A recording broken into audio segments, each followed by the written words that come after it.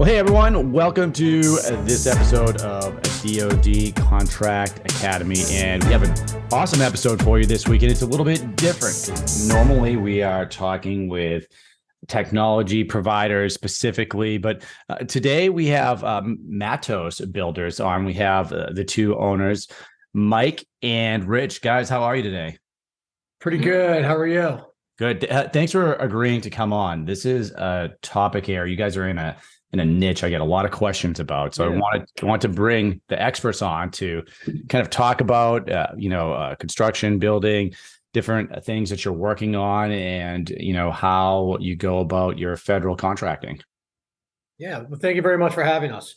Awesome. No, thanks for coming on. So why don't we start with, typically we go, and we talked a little bit before this about the flow of the podcast, and we have both of you on. So I think, Mike, we're going to start with you. Is that right? We're going to just go, we'd like to know, start with, a quick overview of just who you are, where are you from? Where'd you go to school? Like, how'd you get into the business you're in? Then we can go to Rich and then how your company came to be. Sure. So, born and raised in Baltimore. Rich and I are actually high school friends. So that's how we know each other. Awesome. So I was in the Army Reserves. I joined in about 2002, and I was in for about 10 years. And when I'd gotten out of I did one deployment. I got out of the Army Reserves, and I had a girlfriend. I was looking to get married and just trying to find a job in the middle of a recession. So Rich and I were just hanging out talking one day and decided, why not start a construction company?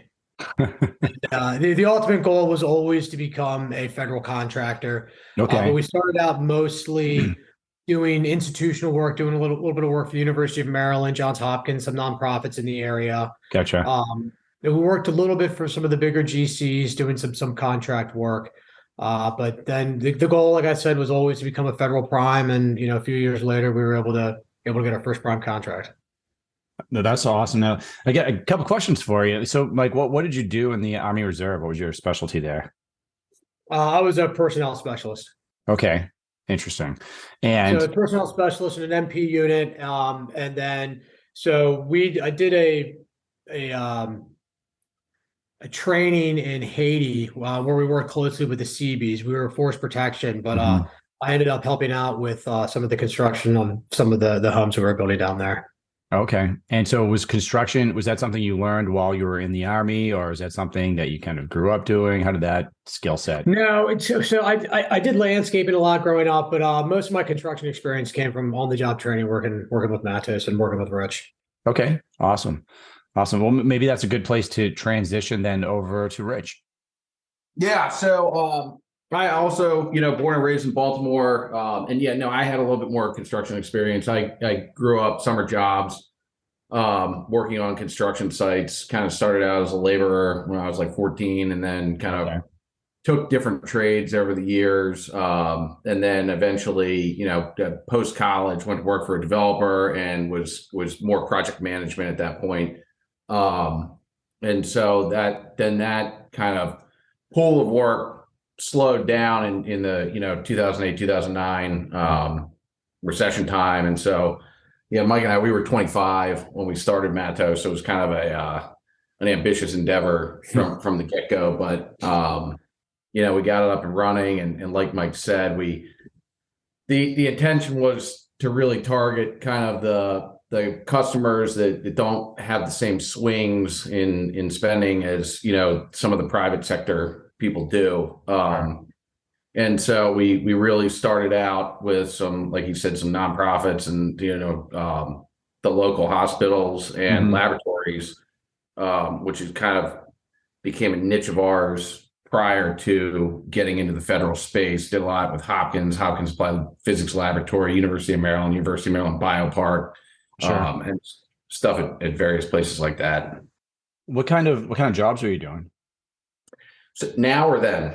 Then, when you started? We were doing a lot of subcontracting work back then, for the larger, the mega GCs, like your, Clark's, Turner's, Whiting Turner, Hensel Phelps, those kind of guys. And we were doing laboratory case work and some drywall and finishes work. And then we were the prime for a number of schools. Like we did a bunch of work for smaller tenant fit outs at the University of Maryland Biopark. So like, these 3,000 to 5,000 square foot laboratory spaces. And Were you for, sorry, yeah, I was just questioning. So were you building the actual structures? Were you renovating? Were you Renovations. Okay. renovation. And even today, the majority of our work is renovation work. Okay. Now we were a subcontractor for some of those buildings that were coming out of the ground. That when I said we were working for the mega builders, a lot of those are brand new buildings. So like the Clark Hall Bioengineering building down at College Park, Maryland. Okay. Yeah, we were working on that, but that came up out of the ground. We still do a little bit of sub work, but it's mostly prime now and mostly rental.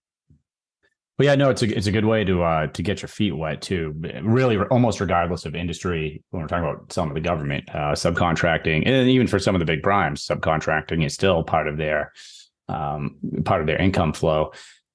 So you mentioned, Mike, that federal contracting was always the goal with the company. So why was that? Did you pick that up in the Army, or what was the thought process there? Well, just the area in which we are, there's a lot of federal buildings, being close to DC, Yeah. a lot of federal agencies. And it seemed like it would be, a good market for us to get into, really just because of the proximity. Okay. Interesting. So you guys both knew each other in high school. You spent some time in the Army. It sounds like Rich had more of a background in construction and whatnot, but you guys decided to come together and form this business, starting with some labs and nonprofits and schools, but eventually you make your way onto federal contracts as primes. Now, how did that transition take place? Can you recall? And really what I'm looking for here is a lot of companies are wondering, small businesses that listen, what's their first inroad going to be onto a federal contract? Is it going to be as a sub? Is it going to be as a prime? And really, how can they go about recreating maybe some of the stuff that you guys have done? So yeah, curious to hear about some of your early wins. So, well, technically our first win was kind of before we had really started targeting the federal government. We wound up with a random guy who reached out to us in West Virginia at a VA to install what's called a cyclorama wall. It's like a green screen thing that they would film themselves in front of. And but then later down the road, we were really trying to build past performance in similar facilities. And we started off doing some subcontracting for the some native corporations on some of the local military bases here, and we really thought that was going to be like a great inroad. And then that was a couple years into being in business, we applied for the 8A program and we were accepted, and we kind of thought we were just going to hit the ground running, like we were pumped. And the sale, that's when we really got the taste for the federal sales cycle. And it was about a year and a half, I think, before we got our first award. And that was actually through a guy, Clark, right? Yeah. Somebody introduced us to a contracting team down at Army Research Laboratories. And they were like, hey, these guys specialize in lab space, because we were doing a lot of that up here in Baltimore. And then we kind of just started talking to them, and they gave us an IDIQ and just started firing off task orders. And, we were doing a great job on those, and just kind of used that to market to other agencies. And then it kind of snowballed. Once we got that first job, that really validated us in the eyes of other contracting officers. Once we got that one guy to take a chance on us, everybody else was a little bit more willing. Yeah, there were definitely some dark days prior to that where we were really like, thought we were going to we thought we were going to have trouble handling the amount of work we were going to win, and then just kind of sat there and then but no, doing great now. But looking back, it's kind of funny. Yeah. Yeah, it's interesting because what you're talking about really speaks to, I think, what a lot of companies, once they realize how the process works, and luckily you guys did. Some never really figure it out, right? But a lot of companies will go get those certifications and then expect the work to come rolling in, and it doesn't. But the other is past performance and how important that is, and what it can do for you as you're kind of making your way through. Was that first contract an 8A contract, that IDIQ? It was, yeah. Okay. Yeah. And but we expected a lot of our private sector past performance to resonate a little more than it did. And we turn it in and they'd be like, well, it's not federal, you don't have a CPAR, and it's kind of the chicken and the egg. How do you get a CPAR until you have a contract? Until you get a contract without a CPAR. And that was kind of how we did it. We went down and we were invited to do an in-person pitch, and a couple months later, we were given the award, which was a really exciting day. Oh, that's great. And something else that speaks to is how important relationships are in federal contracting, because there is, I would say, probably when you take the businesses that fail at trying to sell to the government, a lot of them, what they're doing is just looking for RFPs and RFQs and writing proposals and sending them in. And they're not winning, right? It really is a relationship game, and in your past performance and your relationships, and finding out about opportunities ahead of time, getting those introductions, really important. Well, and we also did not realize the importance of the proposal writing itself either. We were writing our proposals, and now we have a proposal writer, but prior to that, it was they were a little lackluster, which I don't think helped either. But yeah, all of the above. And then the relationship game was, that's something we've kind of we were late to the game on that one too. We didn't realize how important that was. When you're new to it, you think the government's the government, it's all standardized. Right. And that's not the case. No, definitely not. And it doesn't help when you have, especially with the military, you have the program managers and contracting officers changing out every couple of years. And, if they're not a government civilian, you got to kind of recreate those relationships and stay on top of that. So no, there's definitely a lot of moving parts there. And I could see you're also, well, at least it says in the system I'm using that you're Hub Zone and veteran owned. So have any of the other certifications helped you out along the way? The Hub Zone has. So we were recently just awarded Hub Zone of the Year by the Hub Zone Council, Hub Zone Business of the Year by the Hub Zone Council and the 8A Association. Oh, congratulations! Down in New Orleans about 2 weeks ago. Thank you. Down in New Orleans about 2 weeks ago for that. Awesome. But yeah, the Hub Zone has helped us out as well. Sure. Yeah. We've actually we've been pretty active over the past couple of years on some lobbying efforts with the Hub Zone program. As I'm sure it's the one program that nobody, well, no, I shouldn't say nobody, that most agencies don't meet their goal on. Mm-hmm.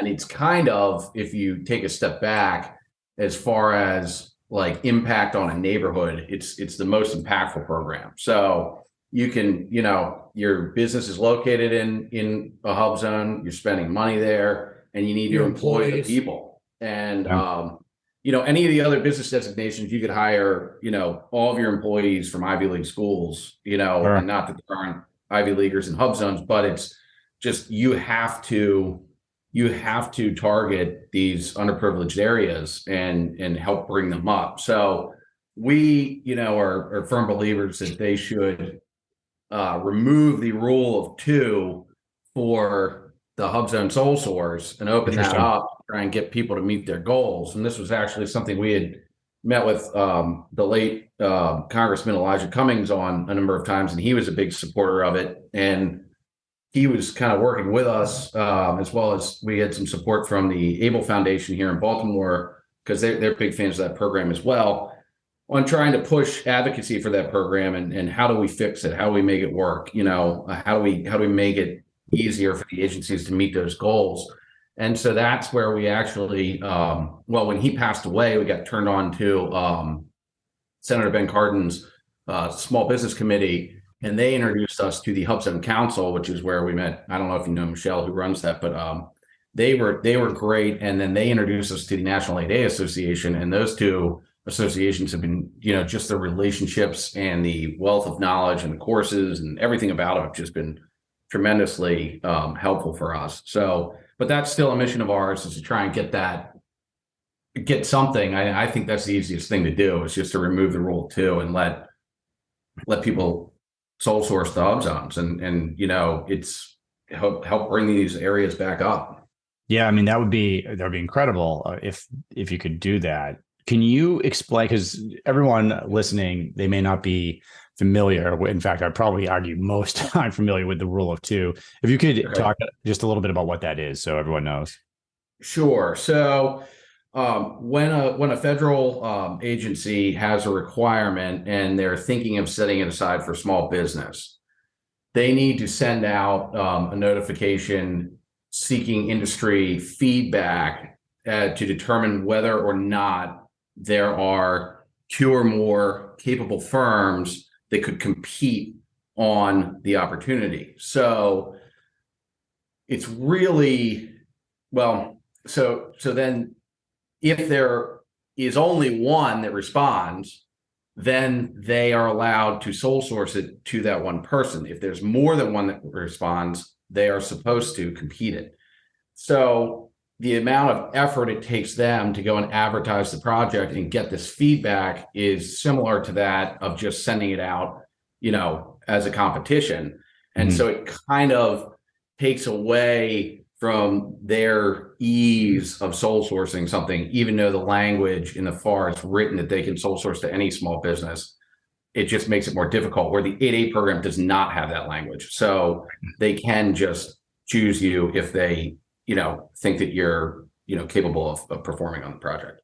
Sure. And, something that our listeners are, they hear me kind of getting on my soapbox on all the time is that pre-solicitation phase, the market research phase, which is really what you're talking about, where they'll send out the sources sought and the request for information, and to see, hey, because I can't, like you said, if I'm putting my government hat on, we can't set this aside for a woman-owned small business or a hub zone if there aren't 2 of those businesses out there that could do the work, right?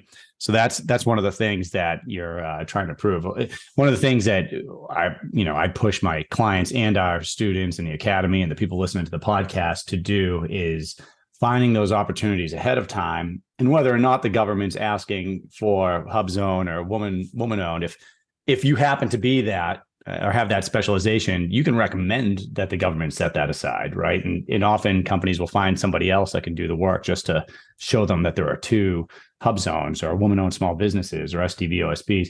Do you guys are you ever taking that tact to win contracts, or and if not, what is your kind of methodology for finding work in the government?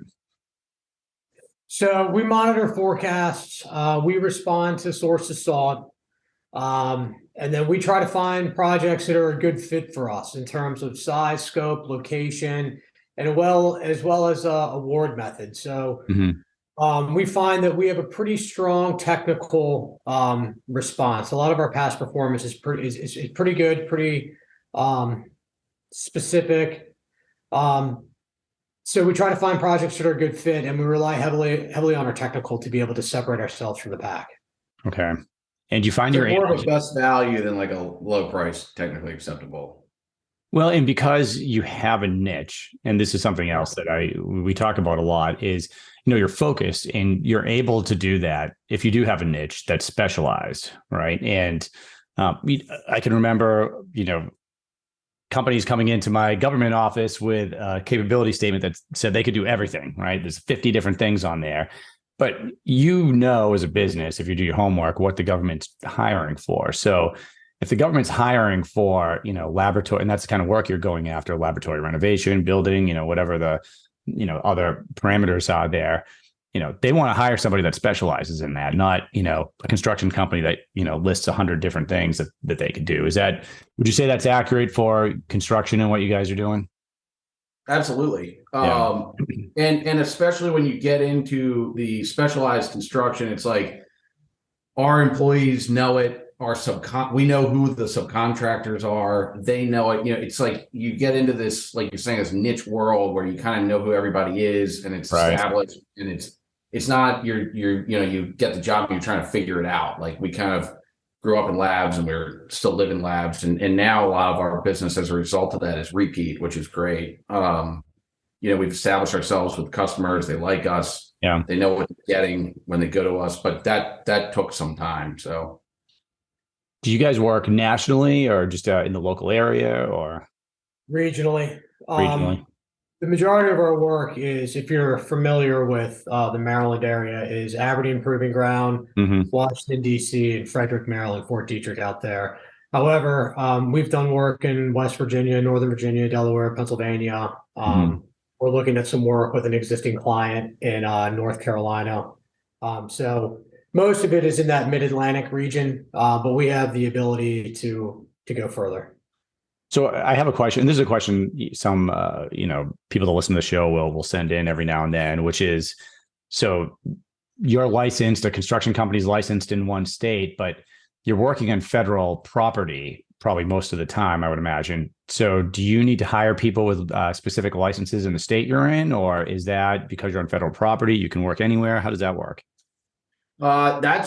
Typically, no, the federal government is typically its own permitting agency, but there are RFPs where it specifies that you need to be licensed in that state. You as the prime need to be licensed in that state. Sometimes they'll say you can use a key subcontractor that's licensed in that state. It's really solicitation by solicitation, but the vast majority are it's just if they want you, they can use you. Okay. No, that's awesome. And I think that touches on questions that we get a lot as far as construction is concerned, or any licensed trade, essentially.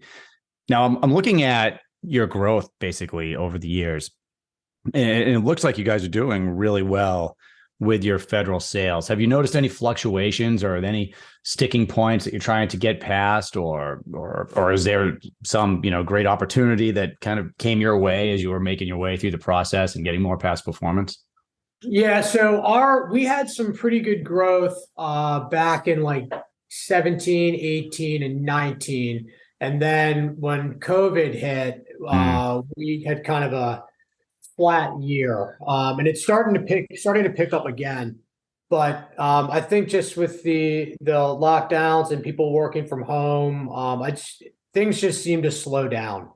But it's, like I said, it's starting to pick up again, and we're starting to see more sources sought, more pre-solicitation notices. So things are definitely picking up, but it was slow for a couple of years. Yeah, I can imagine. I do have a question for you. Just speaking about federal contracting in general, small businesses over the past 10 years, there's been a decline in the amount of small businesses selling to the U.S. federal government. In fact, I want to say 2021 is the last time I crunched all the numbers. 2022, so I could probably do soon, but you know how the reporting comes in. But in 21, it was less than half of 1% of small businesses were selling to the U.S. government, the federal government, and that has been declining over the past decade. Why do you think that is, from your perspective? I mean, I can't speak for everybody, but I think it has to do with the barriers to entry. I mean, we speak to friends who are in the private sector, very successful in the private sector, and they're, I want to get into federal, I want to get into federal, I want to get into federal, and we kind of have to level set with them sometimes. Be like, well, if you do, I think you should take, you should look at a 5-year plan, right? How are you going to, figure out who's buying what you sell, figure out how they buy it, figure out how to market to them, figure out, their process. And then federal versus private can be wildly different. Yeah. I mean, you're working for, a private owner, and a lot of times they just want their building open, and they're like, get it done as fast as I can so I can start collecting rent.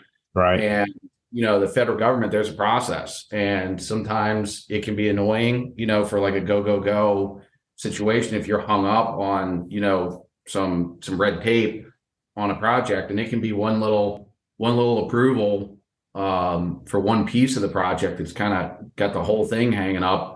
And that can be difficult for people. So, I don't know why it's decreased, but maybe it's just they find it easier to do things in a more fast-paced environment. I don't know. Thank you.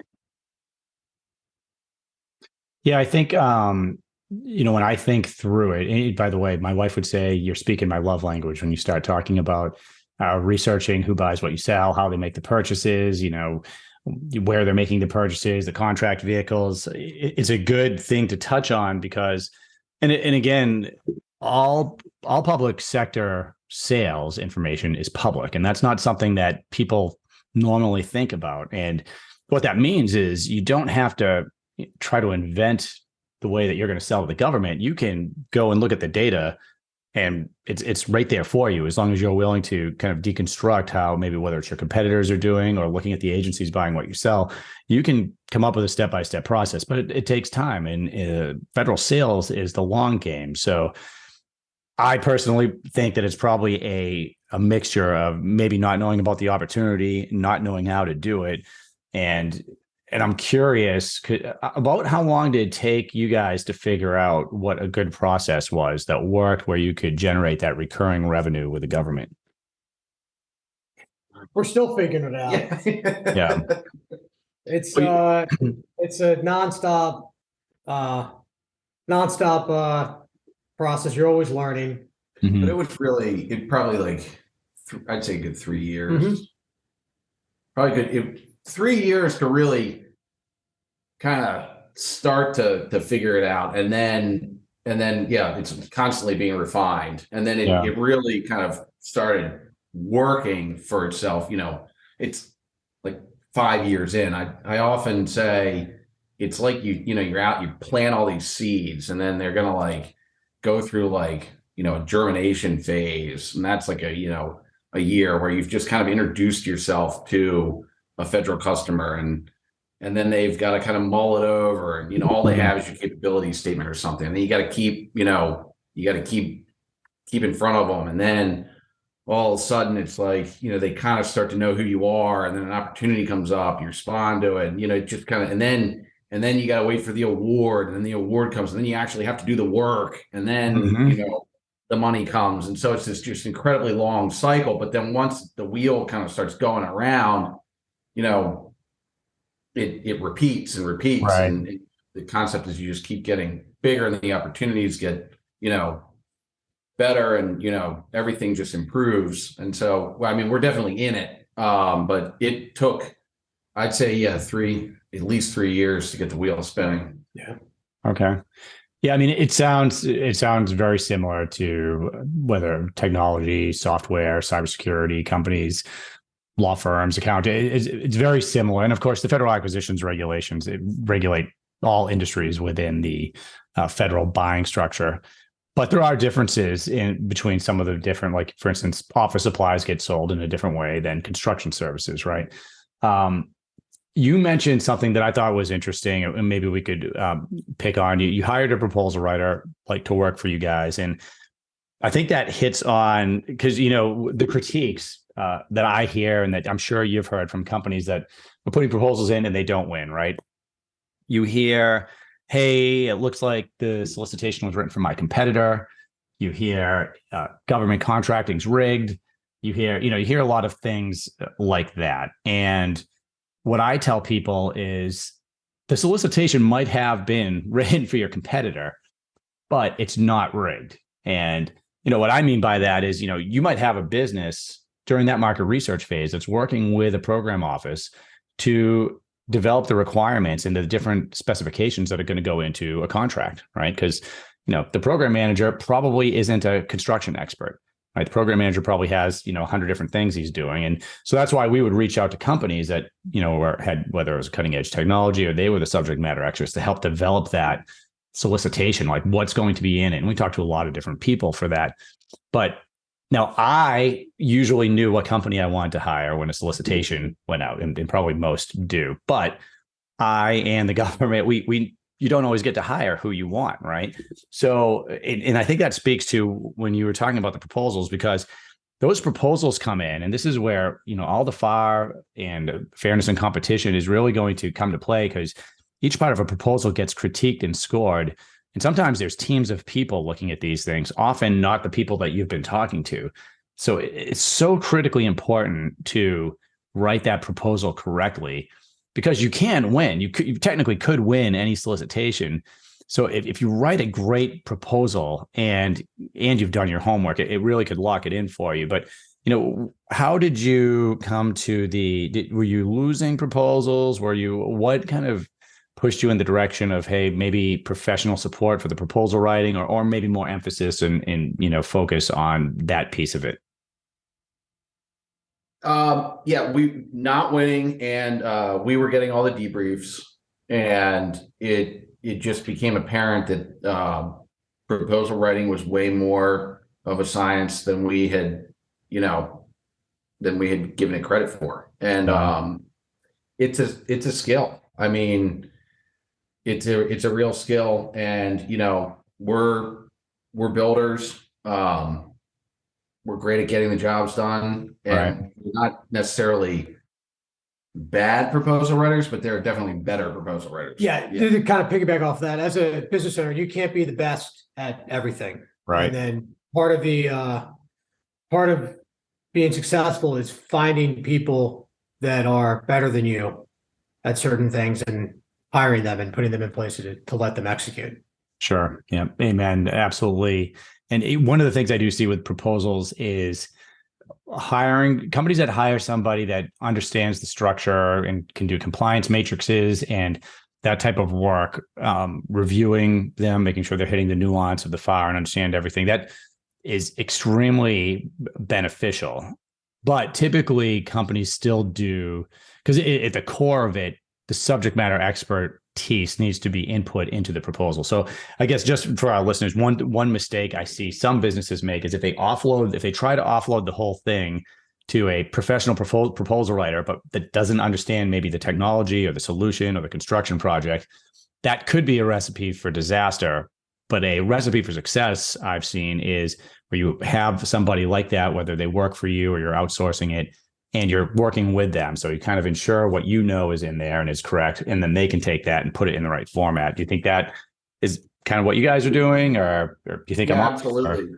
Yep. And then we have, we've kind of built a whole team. We have 50 people here now. Yeah. And so the project management team will chime in on, like what you're talking about, for us, it's like a constructability plan or a work plan, that kind of stuff. And then a lot of like you're saying, the compliance matrices and all that kind of stuff he does, but it's a back and forth for sure.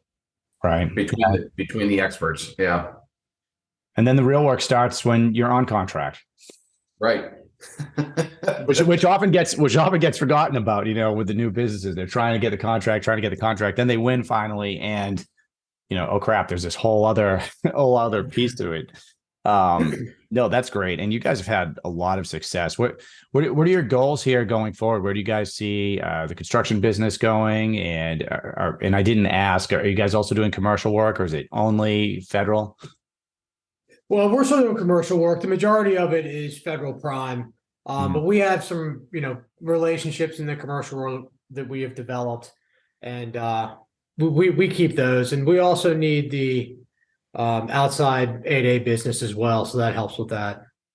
Okay. Yeah, and then going forward, I think it's just to keep doing what we're doing, keep growing the way we're growing. We really enjoy laboratory, but other complicated projects for our clients. We like to think of ourselves as, we have a small business culture, but, large business product. So, there are projects out there that, they're complicated in nature, they're difficult. The buyers are, they kind of want to give it to like a Parsons or somebody, huge, because they just know that it'll get done, but then they may not want to deal with, the stuff that comes along with a large business, and they want to deal with, an owner like us. And so we kind of feel like it's our niche. We can provide that same level of effort, but you get the kind of small business feel, and keep that going, and just keep, repeat business with who we have. And maybe like Mike said, considering an expansion down in North Carolina, and, I don't know that we're, looking to expand regionally as much as we are within the, organizations around here and who we're already with, and just doing more for them, solving more problems for them. Okay. Do you guys do any skiff work? We do. As soon as you said complicated construction projects, I mean, that one's a little bit closer to my background. So I was curious because I know that one can be a painful process. Yep. And yeah, we're familiar with it. And that's right in line with the, what we're talking about, complicated projects. Sure. Yeah. That's a specialty. I mean, that is it really speaks to how important it is to specialize in something and to master it. And any company that understands that and does good work will be great. I mean, some of the things you were talking to are the reason this podcast exists, right? So I always wanted to be able to bring in small businesses when I could, even on bigger projects, because not that I have anything against the big defense companies, but because there are places for them, right? When we're building aircraft, that's who you want. But when you're doing a lot of working with a big defense contractor is almost like working with another government, right? Or a big government contractor. It's the same thing. So you get a lot of bureaucracy, and you don't get that ownership, small business vibe like you were talking about. And I know I always found that the small business owners were motivated. They wanted to do good work. They wanted to support the troops. They wanted to, they're building their business. They were motivated, and their response times were typically better. And so there's a lot of benefit to that. And I can see that's why you guys are growing and will continue to grow. Thank you. Well, guys, thank you for coming on the podcast today. This is a niche we haven't explored, and I wanted to put you in front of the audience. If you could, I ask this of every person I interview on the show, basically every business, if you had some advice to give to the small business owner that's just getting started, what would that look like?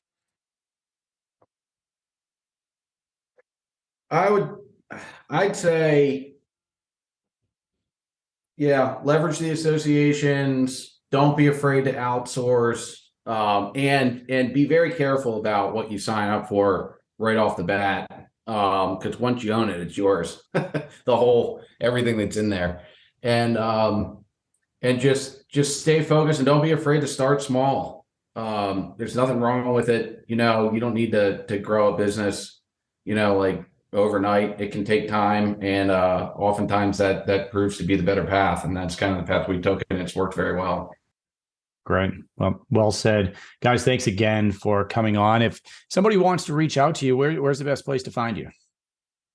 So you can go to our website, www.matosbuilders.com, and we're on LinkedIn as well. So you can follow us on there. We put out a little bit of content every week. All right. Great. We'll update what we're doing. Well, I will put all of that information in the show notes for all the listeners. Thanks again, guys. Thanks everyone for listening this week to the DoD Contract Academy podcast. It's been a great episode. Check the show notes. Check them out at the website. Check them out on LinkedIn. And you can reach out to us at dodcontract.com if you have questions about government contracting or want to learn more. Thanks again, and we'll see you next week.